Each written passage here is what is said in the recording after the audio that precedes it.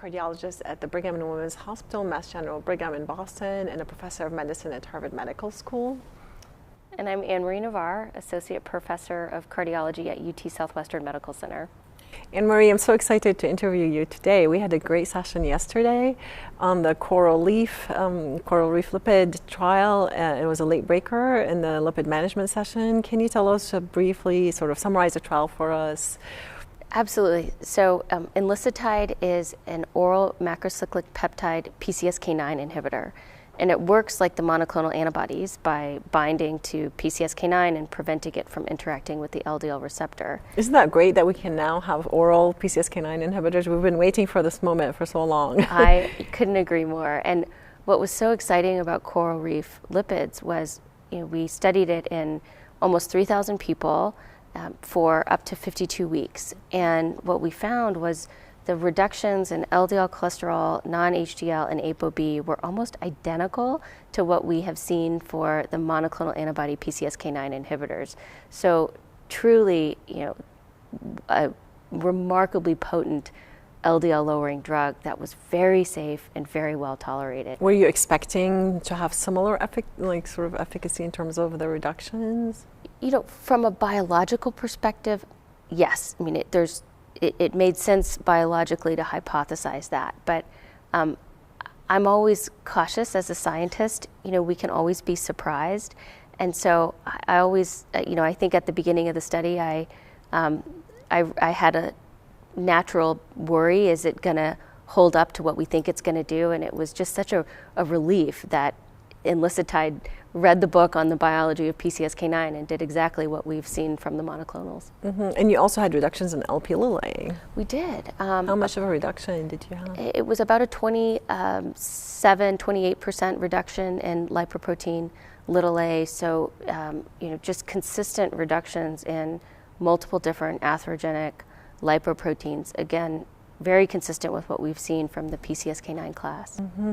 And this was over a 24-week period was the primary endpoint, and then you also did analysis at 50. Correct, 52 weeks. So the primary endpoint was at 24 weeks, but we followed people out to week 52 and showed really consistent, sustained reductions. Some people do drop out of the study, some people discontinue medication, so we did see the efficacy go down a little bit. At 52 weeks, the percent reduction was about 50% compared to almost 60% at 24. But I think once we look at those who remained on the study and remained on treatment, it appears to be a really durable effect amongst those who stay on drug. Mm-hmm. Yeah, the results seem really good in terms of the lowering. And how about the side effects? Like, were there any significant side effects between the two groups? The one thing we were really looking for were GI side effects, because this is an oral medication, and that the percent of people reporting any GI adverse events in the study was the same in the placebo and the enlicitide arm. We actually had numerically fewer on a percent-wise people discontinued due to an adverse event in the enlicitide arm compared with the placebo arm. We weren't powered to detect a difference, but it's always nice to see those numbers in the right direction. Yeah, and you're following them still off-label currently, right? For how long will that go on for? Correct. There's an ongoing open-label extension now that the study is over, and 85% of participants opted into that, which I think is a reflection of just how well tolerated the drug was, but also how many people are really eager for an oral therapy for additional lipid lowering. Mm-hmm. And can you tell us also about what proportion of the patients ended up meeting their LDL goals, whether percent or with the target levels? Yeah, we analyzed it two different ways. So, but we said everybody had to have at least a 50% reduction in their LDL and achieve an on-treatment LDL of at least 70 or at least 55, or 70 or below or 55 or below. And about 70% of participants had a 50% reduction in their LDL and had an on-treatment LDL less than 70, and 67% had an on-treatment LDL less than 55. So, really nice to have a pill option that will get a huge proportion of our patients down to the goal. Yeah, it's really remarkable. And tell us about those 30% that didn't achieve. Like, what were some of the reasons that you think led to their not achieving, the target? I think we're going to have to explore this a little bit more. We haven't really dived into the details of those who are still not at goal. I can hypothesize those might be people who had higher starting LDL cholesterols. And remember, as a clinical trial, we had to analyze as an intent to treat. So that proportion also includes people who would have died or discontinued the study or dropped out. So and how many discontinued or dropped out? The study completion rate was about 95%, and 88% of individuals completed the study on treatment. And that was in both arms? Correct. Or was there a we have difference? very similar numbers and a proportion of individuals in both arms who discontinued drug or discontinued the study. Great. And tell us about the how do you take this medication, enlicitide? It's oral and you're supposed to be fasting. Can you give us some idea of what's required for, best absorption? So it's a lot like Synthroid. So we tell people to take it first thing in the morning after they wake up, after an overnight fast, which is sort of silly because none of us are eating while we sleep. But wake up after an overnight fast, take it first thing in the morning, and then wait 30 minutes. You can have some water, a small glass of water with the pill, and then 30 minutes you can then eat and do other things.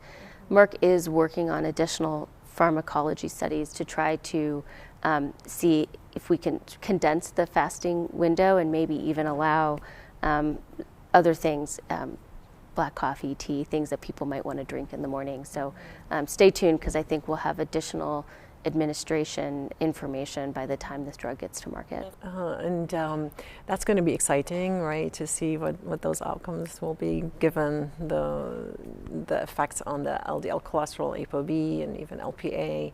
Yeah, I think given the success of other PCSK9s in the past, including just yesterday the results from the Vesalius trial showing efficacy of PCSK9 inhibition in sort of primary or high-risk primary or pre-event secondary prevention, we have a lot of reason to believe that the CORALreef outcomes trial will also show continued success for the class. And hopefully they'll be cheaper. Tell us about the cost. Do you know anything how much they will cost? Because affordability is obviously an important issue for all of our patients.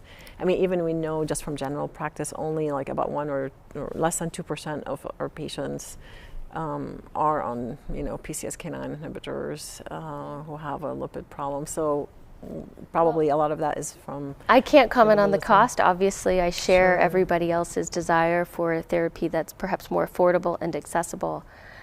I do think a pill, though, will help overcome some of the clinician inertia to prescribing non-statins. For me as a preventive cardiologist, the only thing I'm talking about is the heart and cholesterol, so it's easy for me to take a few minutes and explain how to use an injection. But that's not true for our primary care colleagues, who have a lot more expected of them in less time. My hope is that an oral agent will be easier for them to prescribe and may increase the number of clinicians that we have using more novel lipid-lowering therapies in addition to statins and ezetimibe. It's a very exciting field. It's a great time for lipids. It's a great time to prevent cardiovascular disease. We just keep learning more and hopefully having more and more therapies to help our patients get to goal. Yeah, and hopefully they'll be affordable, and we look forward to the clinical outcomes results probably in a few years, and also to having more medications and more ways to lower not just the LDL cholesterol, but the ApoB and all the non-HDL particles, as well as LP(a). So very exciting. Absolutely. Doctors and patients, stay tuned. The field is moving quickly, and I think we'll be seeing more and more therapies in the next few years. Thank you, Anne Marie. Thank you. Thank you, Samia.